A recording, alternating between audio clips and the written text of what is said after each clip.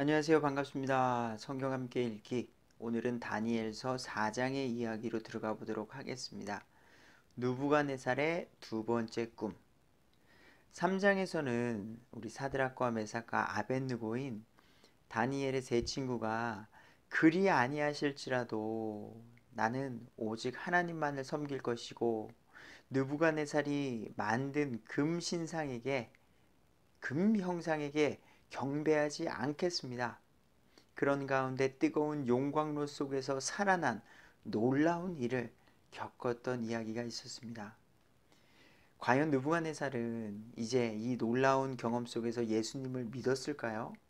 개인적으로 그러한 관점 속에 궁금증도 생기면서 4장의 이야기를 이어나가 봅니다. 1절 느부갓네살 왕은 온 땅에 거하는 모든 백성들과 민족들과 언어들에게 조서를 내리더니 너희에게 평강이 많이 있기를 원하노라. 지금 3장과 4장은 성경이 연결되어 있지만 시차적으로 어느 정도 시간이 지난 후에 있는 이야기라는 것을 기억해 주세요. 나는 높으신 하나님께서 내게 행하신 표적들과 이적들을 알리는 것이 좋은 줄로 생각하여노라. 그러니까 하나님께서 놀랍게 행하신 것들을 이성적으로 생각했을 때에 사람들에게 알리는 것이 좋겠다라고 판단을 했어요. 그분의 표적들은 어찌 그리 큰가? 그분의 이적들은 어찌 그리 능한가? 그분의 왕국은 영존하는 왕국이요. 그분의 통치는 대대에 이르는도다. 나 느부갓네살이 내 집에서 안식하며 내 궁궐에서 번창할 때에 자 이렇게 4절 전에 이렇게 하나님께 대한 어떤 찬양과 영광을 돌립니다. 근데 이런 걸로 봤었을 때 느부갓네살이 하나님을 믿는구나. 그분의 능력을 깨달았으니까 이제 크리스찬 그리스도인이 되었나 보다. 하나님을 믿는 사람이 됐나 보다라고 오해할 수 있는데요. 아니라는 것을 알게 되실 거예요.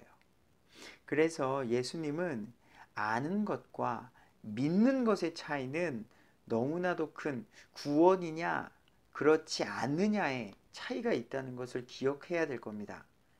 아무리 똑똑한 사람이 역사적인 예수를 잘 알고 있다 할지라도 예수님이 행한 행적과 이적과 놀라운 예언의 성취를 알매도 불구하고 아는 것으로 끝나는 사람이 있다면 너무나도 안타까운 거겠죠. 이러한 가운데 느부갓네살이요 두 번째 꿈 이야기를 이어갑니다.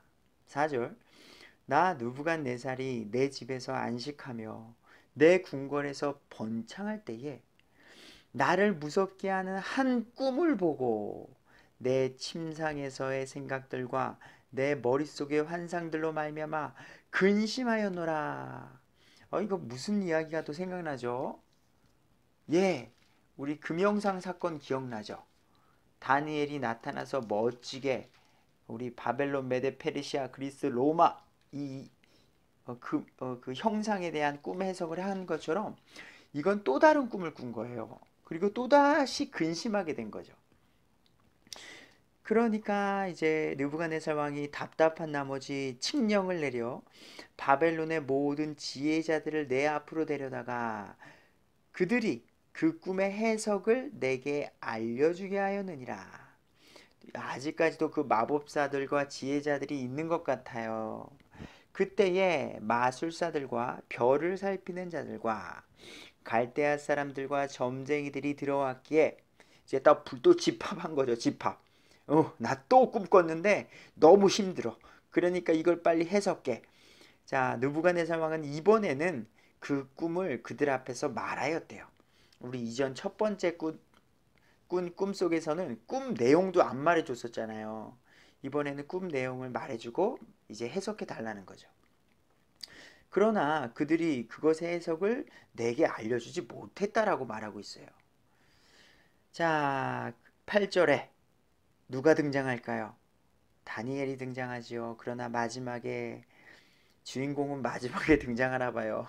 마지막에 다니엘이 내 앞에 왕 앞에 들어왔는데 그의 이름은 내 신의 이름을 따라 벨드사살이요 그 속에는 거룩한 신들의 영이 있느니라. 내가 그 앞에서 그 꿈을 말하여 이르되, 이제 다니엘에게 또 말을 한 거죠. 나 이런 꿈을 꿨다. 나 이거 해석 좀 해달라. 너 저번에 시원하게 해석해 줬잖니. 오 마술사들의 우두머리 벨드사살아, 너의 속에는 거룩한 신들의 영이 있으므로 어떤 은밀한 일도 너를 근심하지 못하는 줄을 내가 아노니, 그런즉 내가 본 내 꿈의 환상들과 그것의 해석을 내게 말하라 라고 말하는 거예요. 자, 10절에 내가 내 침상에서 본 내 머릿속의 환상들은 이러하니라 하고서 꿈 설명을 해주는 거예요. 그게 뭐냐? 자, 땅 한가운데 한 나무가 있었대요. 상상해 보시면서 들어주세요. 땅이 쫙 있는데 한 나무가 있대요. 근데 그 나무의 높이가 높더래요. 그 나무가 자라서 강하게 되고 그것의 높이가 하늘에까지다. 그것의 모습이 온 땅의 끝까지 이르렀으며 얼마나 웅장하고 높았는지요. 하늘 끝까지 닿을 정도로 목을 아주 그냥 하늘 높이 꺾어서 바라보기도 힘들 정도였을 것 같아요. 게다가 그것의 잎사귀들은 아름답고 그것의 열매는 많아서 그 나무 안에 모든 사람이 먹을 것이 있고, 또 들의 짐승들이 그 밑의 그늘에 있으며 하늘의 날짐승들이 그것의 가지들에 깃들이고 모든 육체가 거기서 먹을 것을 얻더라. 무슨 놀이동산 같아요. 어린이부터 어른들까지 모두가 와서 먹고 마시고 쉬고 놀 수 있고, 심지어 동물들까지도 그곳에 함께 와서 어울릴 수 있는 그런 꿈을 꾸게 됐다는 거죠. 좋은 꿈 같은데요. 느부갓네살은 이 꿈을 꾸고 일어났을 때 어떤 기분이었을까요? 궁금하긴 하네요. 13절, 내가 내 침상에서 내 머릿속의 환상들 속에서 보는데, 근데 한 순찰자, 곧 한 거룩한 자가 하늘로부터 내려와 크게 외치며 이같이 이르기를, 그 나무를 베어내고 그것의 가지들을 자르며 그것의 잎사귀들을 흔들어 떨고 그것의 열매를 흩으며 짐승들을 그 밑에서 떠나게 하고 날짐승들을 그것을 가지들에서 떠나게 하라. 아니 이게 무슨 말이에요? 너무나도 아름다웠던 그 나무, 많은 사람들이 쉬었고 안식을 누렸던 그 나무를 한 사람 거룩한 자가 나와서 없애라는 거예요, 한마디로. 15절, 그럼에도 불구하고 그것들의 뿌리들은 그루터기는 땅에 남겨두되 새와 노띠로 메고 들의 연한 풀 가운데 있게 하라. 또 그것들 하늘의 이슬을 적게 하며 그의 몫이 땅의 풀 가운데서 짐승들과 함께 있게 하라. 그 나무를 없애고 자르고 베어내는데요, 완전히 뿌리채 뽑으라는 것이 아니라 뿌리는 살려두래요. 그리고 나무의 구루터기를 남기래요. 이 말, 나무를 제거하는 건, 정말로 그것을 없앤다는 건 뿌리채 뽑아서 불태워 버리는 거죠.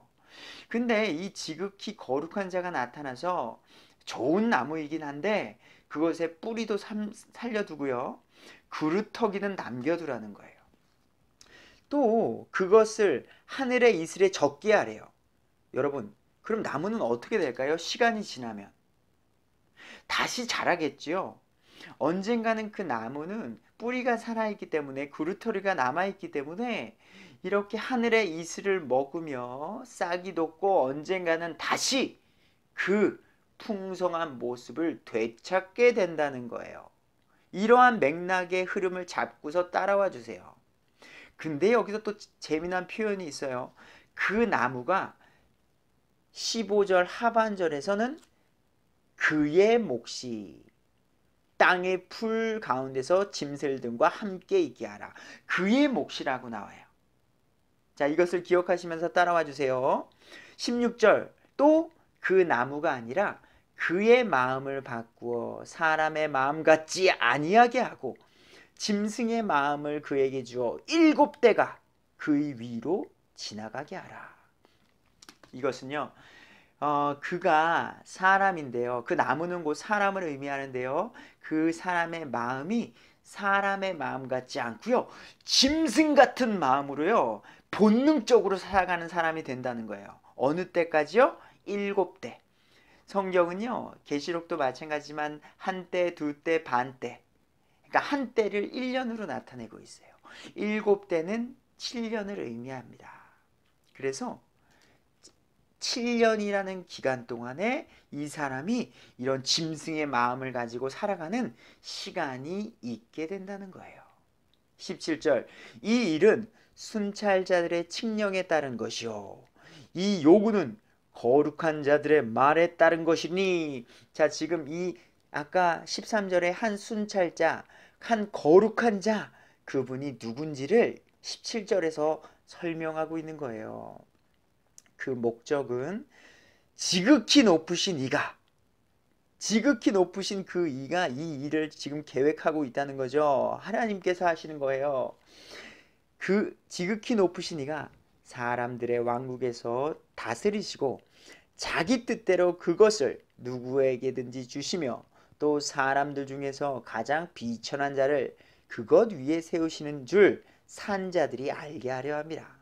여러분, 성경의 역사 가운데 하나님께서 가장 주관하시는 게 뭐예요? 이 세상을 주관하는 참신이 누구냐?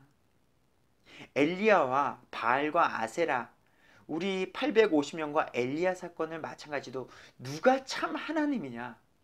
이 세상에 많은 종교들이 있습니다. 자, 근데 그 중에서도 정말 참신이 누군지를요, 맑은 정신을 가지고 비교해 보시라는 거예요. 나는 종교에 관심이 없는데요. 그런 분들은 더욱더 저는 안타까운 것 같아요. 아무런 생각 없이 지금도 해는 뜨고 있고요. 지금도 지구는 우주 한가운데 둥둥 지금 떠 있습니다. 아침이 되면 해가 뜨고 해가 지고 공기를 운영하고 이 모든 것들이 저절로 생겨났다고 생각하는, 그래서 짧은 인생 잘 먹고 잘 살아가면 끝이라고 생각하시는 분들은 너무 안타까워서 그렇습니다. 사람은 이 세상의 모든 것들은 목적이 있게 만들어졌고요. 사람도 마찬가지라는 거죠. 하나님, 어떤 신이라는 절대자가 사람을 만든 이유가 있고 그것은 성경 속에서 하나하나 발견해 나가기를 간절히 권면합니다. 자, 하나님께서 지금 바벨론 느부갓네살 왕, 그에게 하나님은요 자기 뜻대로 누구에게든지 왕의 권위를 줄 수 있다는 거예요. 느부갓네살, 네가 잘나서 지금 그 자리, 네가 똑똑하고 뭐 지혜가 있고 정치를 잘하고 분별력이 있고 이래서 그곳에 있는 게 아니라 하나님의 큰 계획 속에 비천한 자도 왕으로 세울 수 있는 분이 누구신지를 깨닫게 해주고 보여주기 위해서 지금 하나님은 이러한 일을 계획하고 계시다라는 겁니다. 18절, 나 느부갓네살 왕이 이 꿈을 보았나니 오 벨드사사라, 이제 너는 그것의 해석을 밝히 고하라. 이런 꿈을 내가 꿨다. 어찌하면 좋냐? 지금 이런 것들은 모르겠죠. 지금 느부갓네살 같은 경우는 그 순찰자, 거룩한 자가 누군지 모를 거예요.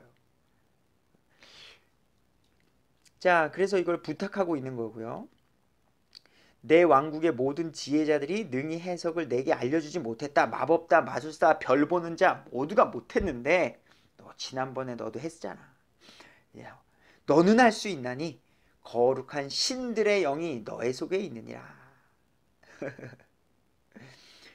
자, 다니엘의 이제 해석이 여기 들어갑니다. 그때에 벨드사살이라는 이름을 가진 다니엘이 1시간 동안 크게 놀라며 자기 생각대로 말미암아 근심함으로 왕이 말하여 이르되 벨드사살아 그 꿈이나 그것의 해석으로 말미암아 근심하지 말라 하매 벨드사살이 응답하여 이르되 지금 성경은 짧게 한 절로 이야기했지만 그 꿈을 듣고 난 순간 다니엘은 느꼈어요. 하나님 이것은 느부갓네살에게 좀 안 좋은 소식이거든요. 안 좋은 소식을 그 자기가 모시고 있는 왕 앞에 전해야 되는 그 심정, 그래서 1시간 동안 크게 놀라고 근심을 했대요. 이거 어쩌면 좋지. 이걸 말하면 왕은 어떻게 생각할까? 결국 그것을 본 느부갓네살 왕이 그냥 말해라. 근심하지 말고 말해라. 그러자 다니엘이 말합니다. 왕이시여, 그 꿈이 왕을 미워하는 자들을 향하고 그것의 해석이 왕의 원수들을 향하기를 원하나이다. 먼저 진정을 시키고 겸손한 예를 갖춥니다. 왕이 보신 나무는 자라서 강하게 되어 그것의 높이가 하늘에까지 닿았고 그것의 모습이 온 땅에 이르렀으며 그것의 잎사귀들은 아름답고 그것의 열매는 많아서 그 나무 안에 모든 사람이 먹을 것이 있고 들의 짐승들이 그 밑에 거하며 하늘의 날짐승들이 그것의 가지들에 처소를 두었나이다. 꿈의 내용을 들은 대로 설명해주고 이제 해석 들어갑니다. 오 왕이여, 그것 즉 자라서 강화된 것은 그 튼튼한 쭉 하늘에 닿듯이 높이 자라게 된 것은 왕이십니다. 느부갓네살 왕이라는 거예요. 느부갓네살 왕의 위대하심은 자라나서 하늘에까지 닿으며 왕의 통치는 땅끝까지 이르나이다. 이거 아주 좋은 말이죠. 지금도 바벨론은 다니엘 시대 당시에 전 세계를 제패한 아주 강대국이거든요. 근데 더 막 하늘에게까지 그런 통치가 이른다고 하니까 위대함이 이거 얼마나 좋아요. 근데 여기가 끝이 아니겠죠. 그러니까 1시간 동안이나 다니엘이 고민하고 근심했겠죠. 근데 왕이 보시니 한순 찰자 곧 거룩한 자가 하늘로부터 내려와 이르기를 그 나무를 베어내고 그것을 멸하라. 그것이 뭐예요 이제? 느부갓네살을 멸하라는 거예요. 그러나 그것의 뿌리들의 구루터기는 땅에 남겨두고 두되 새와 노띠로 매며 들의 연한 풀 가운데 있게 하라. 또 그것을 하늘의 이슬에 젖게 하고 7대가 먼저 제가 말씀드리지만 7년을 의미합니다. 그의 위로 지나갈 때까지 그의 몫이 들의 짐승들과 함께 있게 하라 하였나이다. 그래서 바벨론 왕이었는데 지금 들의 짐승들과 함께 거하는 날이 온다는 걸 말하고 있는 거예요. 여러분, 전 제가 잘 알고 있는 사람에게, 직장 동료에게 당신은 곧 망하게 될 거예요. 그래서 들짐승들처럼 아주 초라하고 더럽고 지저분하게 될 겁니다. 라는 이야기를 하게 된다는 거죠. 이게 쉽지 않아요. 이게 성경의 대언자들의 역할이요. 여러분, 우리가 설교를 들을 때에 그냥 이야기로 듣고 감동으로 들으니까 그러는데 우리의 삶 속에서 누구에게 당신 그러시면 안 돼요. 지옥 갑니다. 맞음에도 불구하고 우리 잘 못하죠. 그렇게는 얘기 잘 안 하잖아요. 근데 이 꿈은 해야 되는 거예요. 있는 대로. 다니엘의 입장은. 너무 어려운 거죠. 24절 오 왕이여, 다니엘이 말하는 겁니다. 그 해석은 이러합니다. 이것은 내 주 왕 위에 임한 지극히 높으신 이의 칙령입니다. 왕이 금신상을 만들어 놓고 칙령을 내리셨죠. 근데 왕의 칙령보다 더 위에 지극히 높으신 이의 칙령입니다. 칙령은요, 작정한 일이에요. 변하지 않는 그 일이라는 거예요. 하나님께서 그 일을 정하셨다는 거예요. 곧 25절 그들이 왕을 사람들에게서 몰아내리니 왕의 거처가 들의 짐승들과 함께 있을 것이요 그들이 왕으로 하여금 소처럼 풀을 먹게 하며 하늘의 이슬로 왕을 적시리이다. 이런 초라한 신세가 왕에게 있게 된다는 거예요. 7대가 왕의 위로 지나간 뒤에야 비로소 왕이 지극히 높으신 이가 사람들의 왕국에서 다스리시며 자신의 뜻대로 그것을 누구에게든지 주실 줄 아시리이다. 이 말은 7년이 지나고 나면 느부갓네살 왕 당신이 회개하게 될 것입니다. 그래서 진짜 이 우주 만물을 다스리시고 바벨론 이 작은 나라보다 더 큰 우주 온 세계를 다스리시고 주관하시는 분이 누구신지 이 지극히 높으신 이가 누구신지를 7년 뒤면 알게 되고 회개하게 될 것입니다. 라는 해석까지 해주게 된 거예요.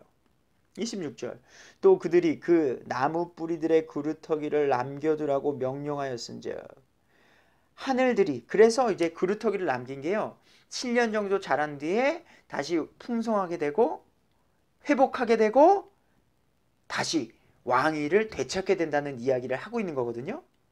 자, 하늘들이 다스림을 왕이 안 뒤에 이제 7년이 지나고 회개한 뒤에 왕의 왕국이 왕에게 확실히 돌아가리이다. 또 다시 돌아온다는 이야기를 해주고 있는 거예요. 다니엘이. 그런즉 왕이여 나의 권고를 받으시고 의로 왕의 죄들을 끊어버리시며 가난한 자에게 긍휼을 베품으로써 왕의 불법들을 끊어버리소서. 그것이 혹시라도 왕의 평안함을 늘리리이다니라. 자, 이미 하나님께서는 결정하셨어요. 그럼에도 불구하고 긍휼을 좀 베푸는 일을 가난한 자들에게 좀 하셔서 혹시라도 왕의 마음이라도 좀 평안하게 하기 위해서 어떻게 해보라는 조언을 해주고 있는 거죠. 자, 느부갓네살의 굴욕과 하나님의 찬양 28절입니다. 이 모든 일이 느부갓네살 왕에게 임하니라. 이 말을 듣고 시간이 좀 지난 것 같습니다.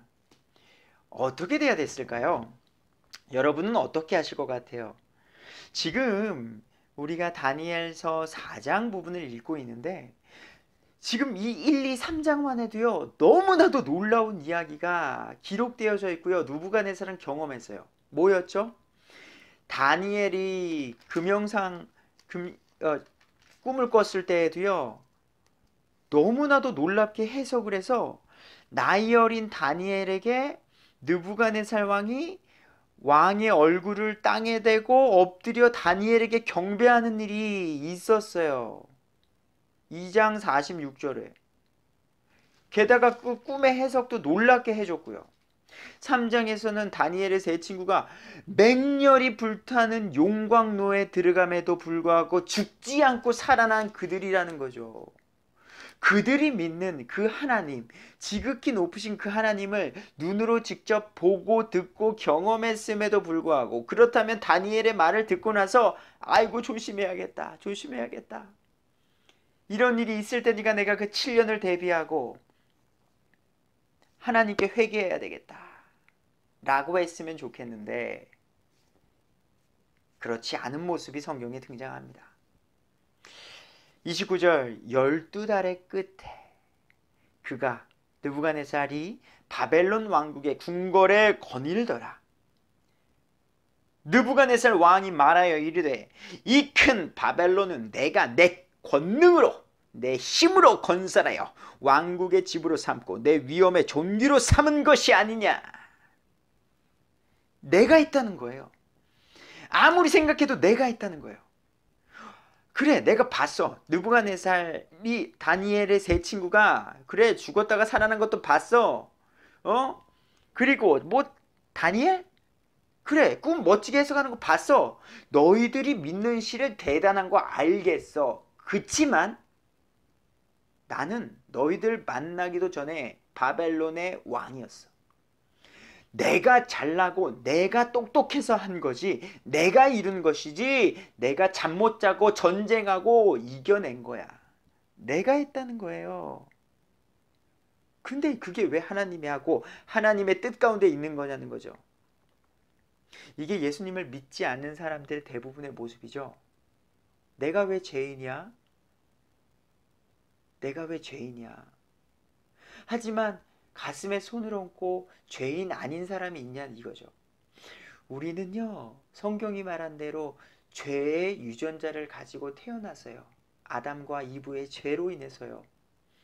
그래서 우리는 자연스럽게 죄를 짓게 되고요. 그 죄를 씻는 방법은 예수 그리스도의 죽으심, 나를 대신해서 죽으신 그분을 믿음으로 인해서 구원받을 수 있다는 것을 우리는 믿어야 한다는 거죠. 쉽지 않은 사실입니다. 믿기 어려운 사실인 것도 알고 있습니다. 하지만 맑은 정신으로 생각해 보셨으면 좋겠습니다. 그러면 나를 구원해 주시고 나를 위해 십자가 지신 주님의 사랑이 너무 감사하게 돼서 내 삶이 바뀐다는 것을 경험하고 계실 테니까요. 경험하실 것이고요. 하지만 느부갓네살 왕은 도저히 이해가지가 않았나 봐요. 이건 내가 한 거야. 이런 말, 아직 이 말이, 이 교만한 느부갓네살 왕의 말이 왕의 입에 있을 때에 하늘로부터 한 음성이 내려와 이르되, 오 느부갓네살 왕아, 네가 이것을 말하노니 그 왕국이 너에게서 떠났느니라. 그들이 너를 사람들에게서 몰아내리니 너의 거처가 들의 짐승들과 함께 있을 것이요 그들이 너로 하여금 소처럼 풀을 먹게 하리라. 7대가 내 위로 지나간 뒤에야 비로소 네가 지극히 높으신 이가 사람들의 왕국에서 다스리시며 자기 뜻대로 그것을 누구에게든지 주신 줄을 알리라 하매. 다니엘이 예고했던 그 일을 지극히 높으신 하나님께서 들려주신 거죠. 그 즉시 34절입니다. 지금 아주 순식간에 지금 30절부터 일어나고 있는 거예요. 내가 왜 이게 하나님께서 한 거야? 이게 왜 내가 한 거야? 이건 내 힘으로 이룬 거야. 그러자 바로 하나님의 음성이 들리고 그 즉시 느부갓네살에게 이루어집니다. 그 일들이. 그가 사람들에게서 갑자기 쫓겨납니다. 소처럼 풀을 뜯어 먹으며 그의 몸이 하늘에 이슬해졌고 마침내 그의 머리털이 독수리의 머리털까지 흉측하게 자랐으며 그의 손톱이 새들의 발톱같이 되었더라. 바벨론이라는 지극히 높은 나라의 왕이었음에도 불구하고 지금은 아주 흉측한 거지의 모습으로 머리털도 흉측하고 손톱도 지저분하고 풀을 뜯어먹는 신세가 되었다는 거죠. 시간이 지났겠죠. 34절 그 날들의 끝에. 그 날이 뭘까요? 7대. 계속해서 말해주고 있는 23절에 7대, 25절에 7대, 32절에 7대. 그 날들의 끝에 나 느부갓네살이 내 눈을 들어 하늘을 보매 내 지각이 내게로 돌아오니라. 이제는 인간이 무엇인지를 알게 된 거예요. 여러분, 내가 돈과 명예와 권력이 있을 때에 나 자신을 바라보게 됩니다. 그러면 다 내가 한 것 같아요. 나 잘났고, 나 좋은 차 타고, 나 좋은 집 있고, 나 좋은 명예가 있어요. 나 좋은 타이틀이 있어요. 나 어느 회사 이사야. 내가 누군데? 그러면은요, 사람은요, 그 사회적 동물로서 그 위치에 따라서 자기가 어깨가 쫙 펴지는 모습을 보게 돼요. 근데 밑바닥까지 간 사람에게 있어서는 본질적인 것을 생각하게 되는 거죠. 인간이란 무엇인가? 인간이란 무엇인가? 여러분, 지금 캐나다 같은 경우도 말하고 있죠. 코비드 19으로 인해서요, 모든 사업이 멈췄어요. 이걸로 인해서요, 크게 사업하던 사람들이 망해지고 있습니다. 미국 같은 경우도 마찬가지고요. 메디컬 시스템, 의료 시스템이 너무 안 좋다 보니까요, 병에 걸리면 의료가 지금 셧다운 됐어요. 그냥 지금 문을 닫았다니까요. 웬만큼 아파서는 진료가 안 되고 있어요. 죽어가는 사람이 넘쳐나고 있어요. 장례, 화장을 하는 곳이요. 뉴스를 보시면 아실까요? 화장하는 곳이 줄을 서서 화장을 하고 있습니다. 죽어나는 사람은 넘쳐나는데 그것을 처리할 시스템이 지금 부족하다는 거예요. 여러분, 내일 일은 남몰라유라는 말이 현실화됐다고요. 내가 갖고 있는 돈이면 나 몇 년은 먹고 살 수 있어. 내가 갖고 있는 명예면 나 뭐든 할 수 있어. 여러분, 지금 코로나로 인해서 그냥 모든 게 덮어졌어요. 모든 게 그냥 끝났다니까요. 이게 지금 언제 다시 회복될지 몰라요. 언젠간 회복은 되겠죠. 왜요? 경제라는 것을 묶어두면요 나라가 망하거든요.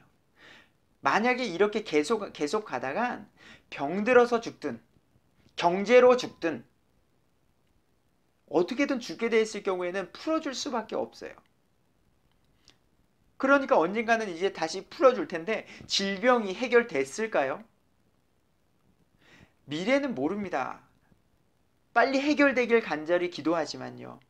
근데 제가 하고자 하는 얘기는 여러분의 있는 그 위치가 그냥 한 인간이라는 거예요.